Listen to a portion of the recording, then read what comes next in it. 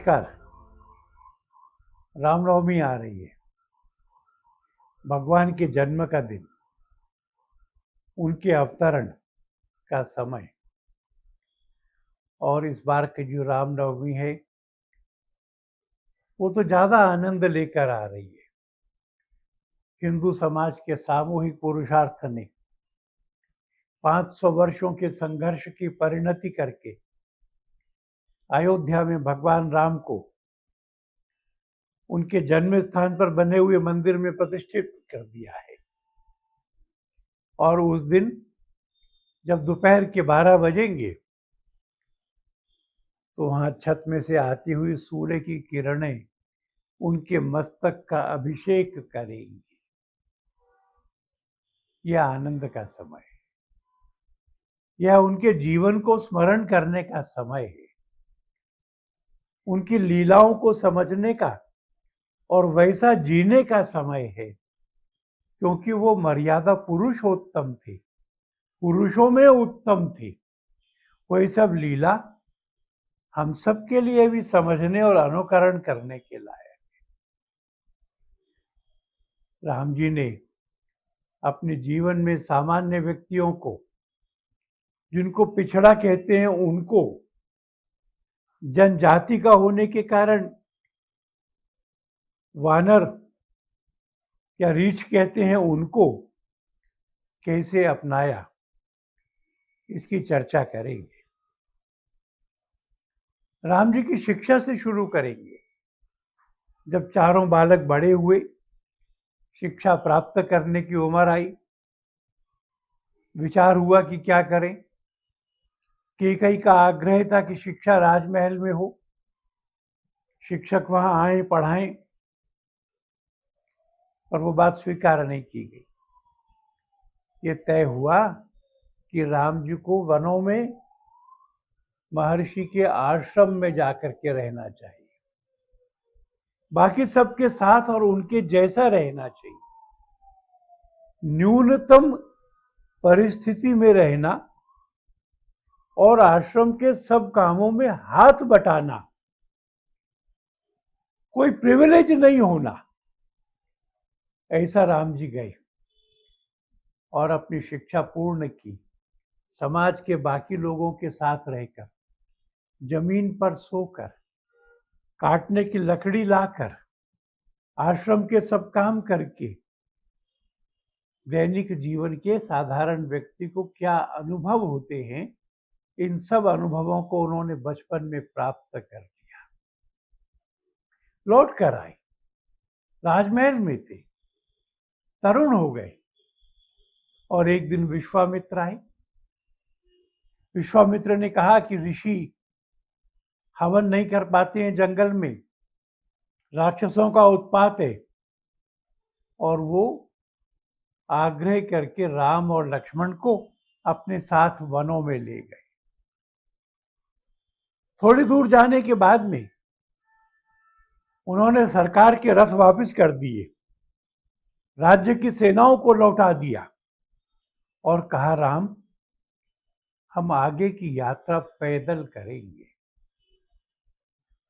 वनों की एक लंबी यात्रा, पैदल यात्रा, जहां रात हो जाए वहां जितनी व्यवस्था हो उसमें सोना, जितना मिले उतना खाना,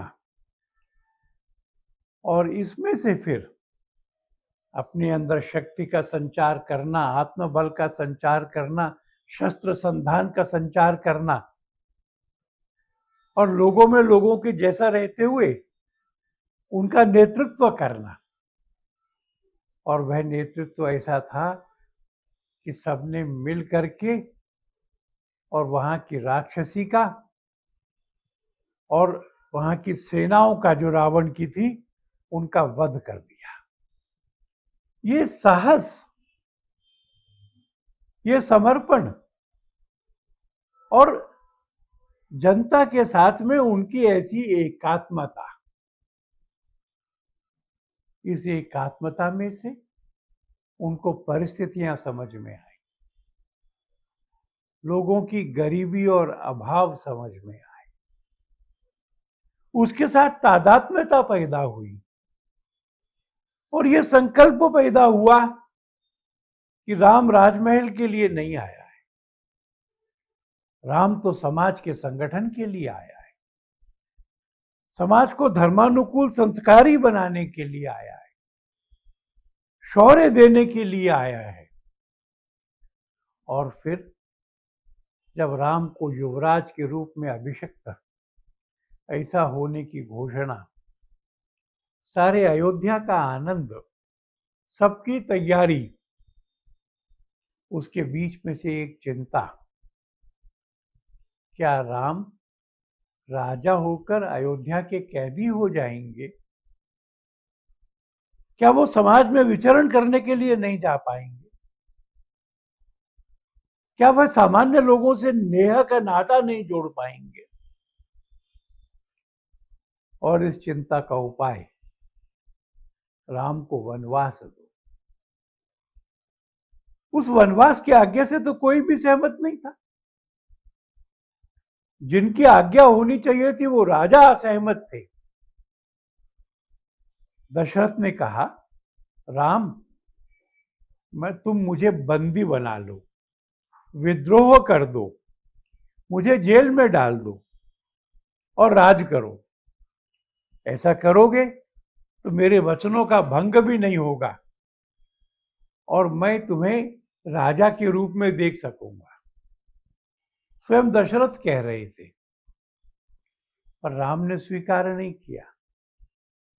राजा ने आज्ञा नहीं दी, राम ने माता की इच्छा को आज्ञा मान लिया। उन्होंने राजसी वस्त्र उतार करके तापस वेश पहन लिया। विज्ञान भवन में सम्मेलन बुला करके 2 दिन उनके भाषण सुन के उनकी परिस्थिति को जानने का प्रयत्न नहीं किया। अपने रथ और सेनाओं के साथ जाकर के सर्किट हाउस में सबको बुलाकर सुनकर समझने का प्रयत्न नहीं किया। अपनी पत्नी और छोटा भाई नदी के तट पर पहुंचे, चप्पलें वहां छोड़ दी, अपने बालों में दूब का दूध लगा करके जटा जूट बनाए। जैसे सब लोग रहते हैं वैसे नंगे पैर जंगल में चले, तीनों लोग। किसी के घर से आया हुआ खाना नहीं, जंगल में जो मिलता है वो खाएंगे। कोई ऐसा सेवक नहीं जो गद्दा, तकिया, चद्दर लेके चल रहा हो। जंगल के पत्तों पर बिछाकर उस पर सोएंगे। इसलिए वाहन के नाम पर चलने के लिए 2 पैर, विश्राम के नाम पर पत्तों की शैया, भोजन के लिए जंगल में जो सहज उग जाता है वो। ऋषियों के आश्रम में गए, उनसे उपदेश ग्रहण किया, मित्रता की। और वो मित्रता कितनी गहरी और अच्छी थी। आज किसी के लिए कहना आसान हो जाता है कि रामचरितमानस में कैसे कैसे दोहे हैं, और राजनीति में, चुनाव के रण में कोई ये दोहा उछाल देता है, ढोल गंवार शूद्र पशु नारी। किसी ने मुझे कहा कि ये दोहा रामचरितमानस में है कि नहीं। मैंने कहा है ना, है। कहने लगे, फिर उत्तर क्या है तुम्हारा? मैंने उन्हें कहा कि सुनो, किसी भी कथा में, किसी भी नाटक में एक नायक होता है, एक खलनायक होता है।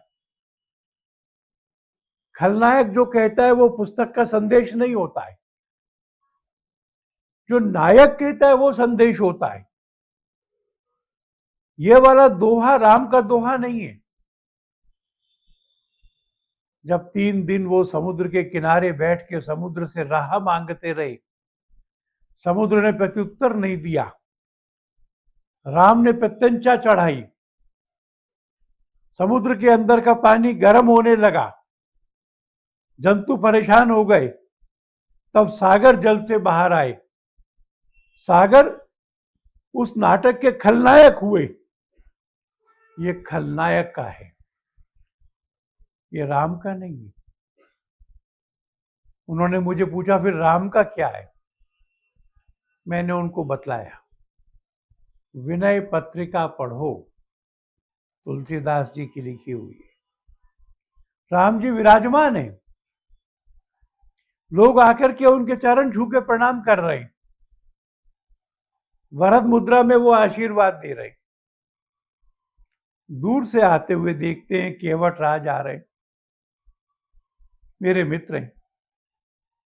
केवट राज आकर पैरों की ओर बढ़ते हैं, राम खड़े हो जाते हैं, दोनों भुजाओं को फैलाकर निमंत्रण करते हैं, आओ गले मिलो।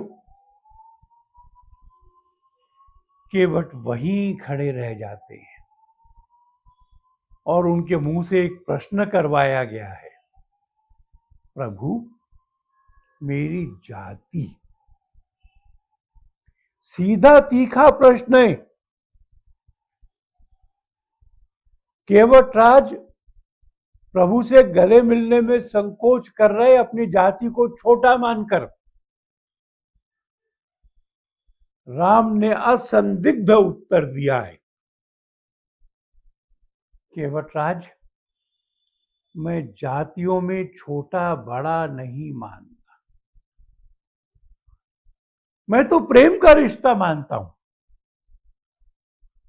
और इस प्रेम के रिश्ते में राम ने आगे बढ़ के खींच करके केवट को अपनी दोनों भुजाओं में भर के कस लिया।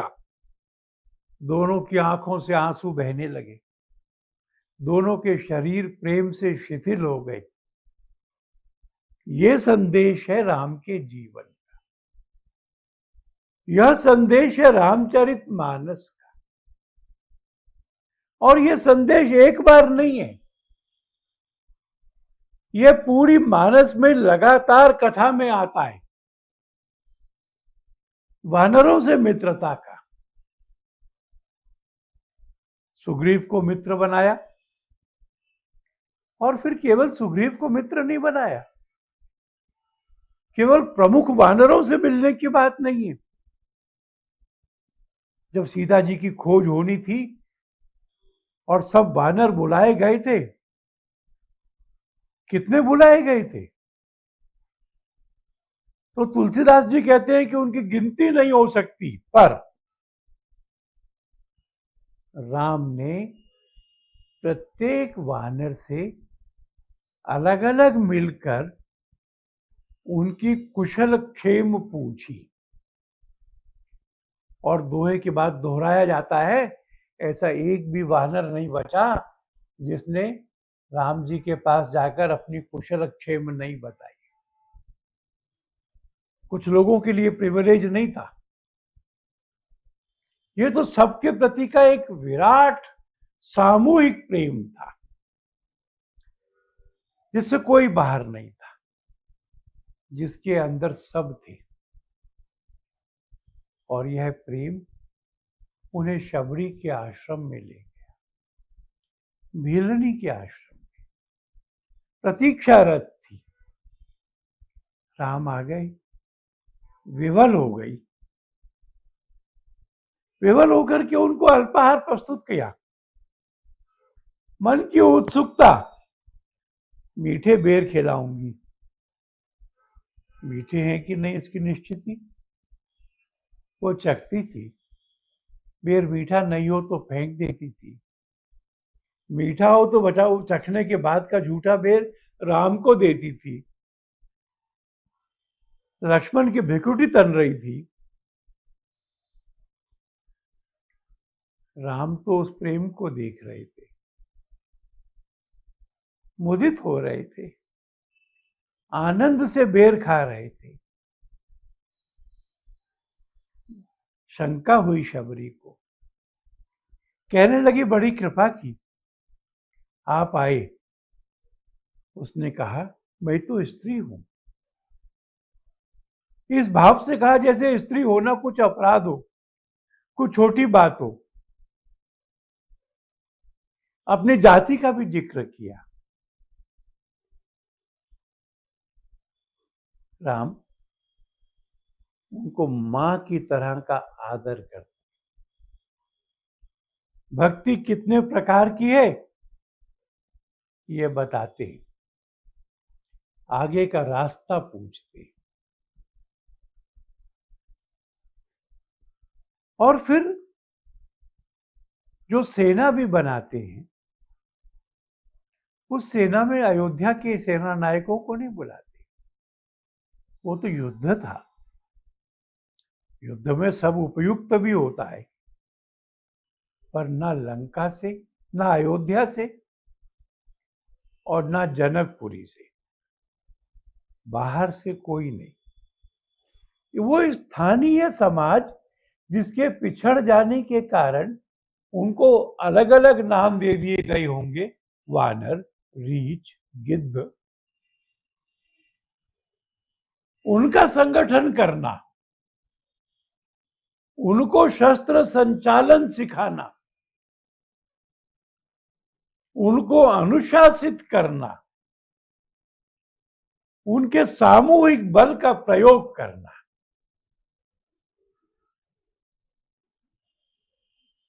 और ऐसे में क्या होता था, जटायु ने राम जी के लिए रावण से भिड़ गया था। जब राम जी को मालूम पड़ा तो अपनी गोदी में बिठाया, सुनी, और जब वो चला गया तो अपने पिता की तरह से, घर के बड़े की तरह से उसका संस्कार किया। ये सामर्थ्य खड़ी की उन्होंने समाज की, समाज में रहकर करी, और समाज का विश्वास बढ़ाया। कैसे बढ़ाया? तो राम ऐसे व्यक्ति नहीं रहे जो किसी ऊपर से आकर के बड़े नेता बन गए हों और सबको आदेश देते हों। उन्होंने तो सलाह करने का क्रम शुरू किया। उनके शिविर में विभीषण आ रहा था, सुग्रीव बताने गए रावण का भाई आकाश मार्ग से आ रहा है, क्या करना चाहिए? राम जी ने नहीं बताया कि क्या करना चाहिए। राम जी ने पूछा, ऐसा है, विभीषण आ रहा है, मित्र बताओ मैं क्या करूं? सुग्रीव ने अपनी बुद्धि से उत्तर दिया, राक्षस मायावी होते हैं, पता नहीं क्या करेगा, उसको बांध के रखो। अब ये राय तो राम जी के मन की नहीं थी,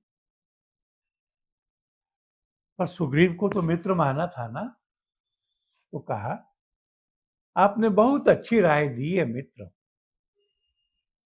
और फिर चर्चा को आगे बढ़ाते हुए कहा, पर मुझे कहते हैं कि मैं शरणागत को शरण देता हूं। सुग्रीव भी समझे, सबका मत एक सा हो गया, सबने मिलकर तय किया। विभीषण आया, आसन पर बिठाया, पत्थर के, समुद्र के पानी से जल करके उसको राजा घोषित कर दिया। चर्चा करते हैं राम। समुद्र के किनारे पहुंचे तो विभीषण से कहा, विभीषण जी इतना बड़ा समुद्र है, कैसे पार करें, राय दीजिए। औपचारिकता के लिए नहीं पूछते, ये डिप्लोमेसी नहीं है। विभीषण कहते हैं कि समुद्र कुलगुरु है, उनसे रास्ता मांगिए ना। राम 3 दिन तक चटाई बिछा करके एक स्थान पर बैठ के समुद्र की अभ्यर्थना करते, समुद्र उत्तर नहीं देता, तब आगे करते हैं। और राम ने सलाह ली, राम ने सलाह मांगी, स्वीकार की, सबका बल बढ़ाया, सामर्थ्य बढ़ाया। और केवल इतना ही नहीं था, कि वो आए हुए विषयों की चर्चा करते थे। मैं आपको एक बहुत अद्भुत बात बताऊं। राम और उनकी सेना पुल बना चुकी थी, लंका पहुंच गई थी। लंका पे सुबेल पर एक पर्वत के शिखर पर राम जी विराजमान थे। पत्तों की शैया पे लेट के अपना तीर कमान सुधार रहे थे। सुग्रीव, अंगद, हनुमान, बाकी सब लोग बैठे हुए थे। शत्रु के प्रदेश की पहली रात्रि थी। अगले दिन सवेरे युद्ध शुरू होने वाला था। राम ने उनसे पूछा कि चंद्रमा दिख रहा है ना, इसमें यह काला दाग क्यों है? मैंने जब ये प्रसंग पढ़ा तो मुझे लगा ये क्या? समुद्र पार करके अनजाने प्रदेश में आए हो, सवेरे युद्ध होने वाला है, युद्ध की बात नहीं हो रही, चंद्रमा पे काला दाग क्यों है? चर्चा चलने लगी। सबने अपनी अपनी अपनी राय दी। फिर किसी ने कहा कि राम जी आपकी राय क्या है? तो राम जी ने कहा कि ये चंद्रमा विष का भाई है, इन दोनों का जन्म इकट्ठे हुआ था और इसलिए ये अपना विष बरसा करके विरही लोगों को जलाता है। किसके लिए कह रहे थे राम जी? राम जी खुद विरही थे ना, अपना कष्ट कह रहे। तो राम जी ने ये जो टोली बनाई थी, ये टोली केवल एजेंडे की बात नहीं करती थी, ये विचार के लाए गए विषयों की सूची बात करके और डिस्पर्स नहीं होती थी। राम जी ने इनको मित्र बनाया था, इनमें गपशप होती थी, इनमें हंसी मजाक होता था, इनमें अनौपचारिकता थी। और फिर राम जी इनसे अपना सुख और दुख बांट लेते थे। मैं विरही हूं, यह बांट लिया था उन्होंने। कितना विलक्षण है। केवल रावण को मारने के लिए नहीं, समाज में धर्म और आर्य भाव का, सक्षमता और संचार का जागरण करने वाले। और इसलिए जब हम लोग राम जी का स्मरण करते तो हमको वर्तमान पर थोड़ा देखना पड़ेगा ना। क्या हम में से हर एक के हृदय में राम जी हैं कि नहीं? और अगर सबके हृदय में राम हैं तो कोई छोटा बड़ा हो सकता है क्या? कोई छूत अछूत हो सकता है क्या? ये जो पाप किया हमने, अपने ही समाज के एक बड़े भाग को पीढ़ी दर पीढ़ी मजबूर किया कि वो गांव की सीमा के बाहर रहे, पक्के घर नहीं पहन सकता, नए कपड़े नहीं पहन सकता, चप्पल नहीं पहन सकता, शिक्षा ग्रहण नहीं कर सकता, केवल सेवा के काम करेगा। मनुष्यों में ये छोटा बड़ा मानने की पद्धति कहां से आ गई? ये तो अपमान था, यह तो अन्याय था। और इस अन्याय को किसी ने स्वीकार करना यह क्षम्य नहीं था। मैंने एक बहुत रुचिकर बात सुनी। संत रविदास जी के स्वप्न में एक बार राम जी आ गए। राम जी से शिकायत की रविदास ने, राम जी मुझे छोटा क्यों बनाया? राम जी हंस पड़े, कहने लगे तुम छोटे कैसे हो? रविदास ने कहा कि चमड़े का काम करता हूं इसलिए छोटा हूं। राम तो बहुत हंसे, कहने लगे तू चमड़े का ज्यादा काम करता है कि मैं ज्यादा काम करता हूं? मैं दिन रात चमड़े की मूर्तियां बनाता हूं, मनुष्य के रूप में, स्त्री के रूप में, गाय भैंस बैल के रूप में, अजगर मकर के रूप में, और ये चमड़े के पुतले में धरती पर बेचता रहता हूं। अगर चमड़े का काम करने से कोई छोटा हो जाता है तो तू छोटा कैसे हो गया? तो मैं छोटा कैसे नहीं हुआ? रविदास ने कहा, फिर पंडित मुझे मंदिर में क्यों नहीं आने देता? राम जी का उत्तर था, सुन रविदास, जिस मंदिर में पंडित तुझे नहीं आने देता, सुन, मैं उस मंदिर में नहीं रहता, वो पंडित की दुकान है। इतना कड़ा उत्तर था।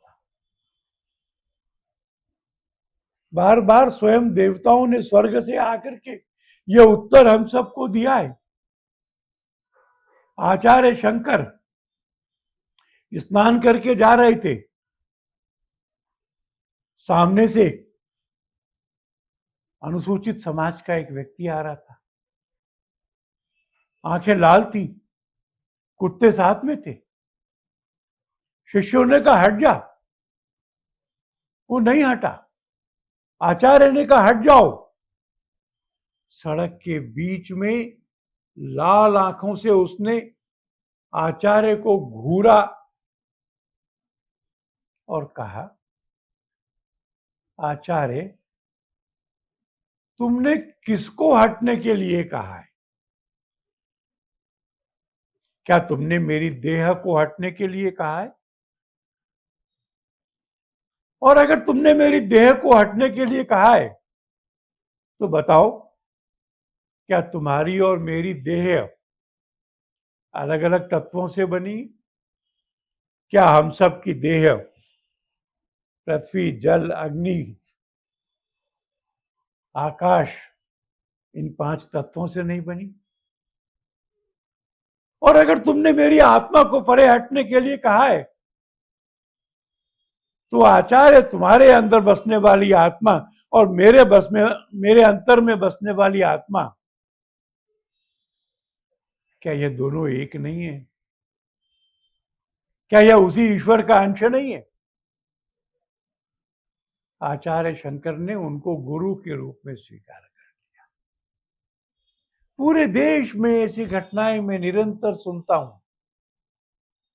एक मैं बताऊंगा आपको। मैं गया था दक्षिण भारत में, कर्नाटक के उडुपी में। वहां एक कृष्ण मंदिर है। लोगों ने कहा कि चलिए, पर जब मंदिर आया तो वो मुझे मंदिर के द्वार की ओर नहीं ले गए, पीछे की गली में ले जा रहे थे। मैंने कहा द्वार तो उधर है। कहने लगे नहीं नहीं, अंदर चलिए। मंदिर के पीछे गए। मंदिर के पीछे की दीवार थोड़ी टूटी हुई थी। वहां से कहा भगवान के दर्शन करो। भगवान वहां अपने आसन पर नहीं बैठे, तो खड़े हुए, मुंह पीछे की ओर है। मैंने कहा ये क्यों हुआ? तो भगवान के सामने एक भक्त की मूर्ति है, हाथ जोड़े हुए, नाम है कनकदास। अनुसूचित था, भगवान के लिए पूजा करने आया था। पंडों ने अंदर नहीं आने दिया। मंदिर के पीछे खड़ा हो गया, भजन गाने लगा। 1 दिन बीत गया, 2 दिन बीत गए, बहुत जोर का शोर हुआ। भगवान की मूर्ति अपने आसन से खड़ी हो गई, पीछे मुड़ गई, दीवार का एक हिस्सा टूट गया। भगवान ने कनकदास को दर्शन दिए। कनकदास ने भरपूर दर्शन किए। भगवान कभी वापस मुड़ के सिंहासन पे नहीं बैठे। ऐसी घटना तमिलनाडु में नंदनार के बारे में बताई। ऐसी घटना जगन्नाथपुरी के भक्तों के बारे में बताई। धर्म सम्मत नहीं है भेद मानना, धर्म सम्मत है एकात्मता। धर्म सम्मत है समानता, धर्म सम्मत है समरसता, और इसको समझ करके भारत के समाज ने अपने दोष दूर करने का निरंतर प्रयत्न किया है। महात्मा गांधी, बाबा साहब अंबेडकर, डॉक्टर हेडगेवार, पूजनीय गुरुजी, और हम सबके सामूहिक प्रयत्नों से वो सुदिन आ गया था जब संविधान में लिखा गया, अनटचेबिलिटी इज एबॉलिश्ड, छुआछूत समाप्त की जाती है, मनुष्यों को उनके बराबर के अधिकार दे दिए गए, आरक्षण के द्वारा उनके आगे बढ़ने की निश्चिति की गई। समाज ने निरंतर प्रयत्न करते हुए भेदभाव की इस दीवार को गिराने का निरंतर प्रयत्न किया है। ये प्रयत्न चल रहा है, पर इसको पूरा करना होगा। राम के भक्त विभाजित होके नहीं रह सकते, राम के भक्त समरस होके रह सकते। इसलिए मन में जहां कहीं भी थोड़ा भी छोटापन लगता हो, उसको दूर करके एक ताकतवर समाज, विश्व हिंदू परिषद ने तो उडुपी के सम्मेलन में 1969 में ही यह प्रस्ताव पास करके और यह मंत्र सबके लिए दिया था कि सब हिंदू एक हैं, एक ही मां के पुत्र हैं, ना हिंदू पतितो भवेत। इसी भावना पर हम लोग आगे भी काम करते हैं। इतना जरूर ध्यान में रखना चाहिए, राजनीतिक समानता ये संविधान ने दी, प्रत्येक का वोट, प्रत्येक का एक वोट बराबर। सामाजिक समानता ये हम सब प्रयत्न करके दे रहे हैं, पर अभी भी जिनको अनुसूचित जाति कहते थे, उसमें की अनेक जातियों में आर्थिक पिछड़ापन है, शैक्षणिक पिछड़ापन है, कौशल का पिछड़ापन है। इसको भी दूर करना पड़ेगा।